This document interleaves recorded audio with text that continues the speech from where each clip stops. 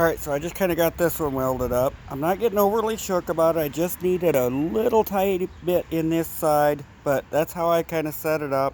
Didn't catch the truck on fire, so all is good. So, take this off.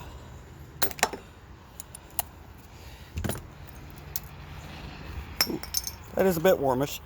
Alright, I'll grab my grinder, touch across the top, see what we got.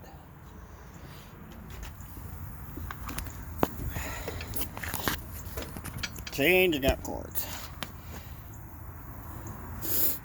Alright, let's see what we got here.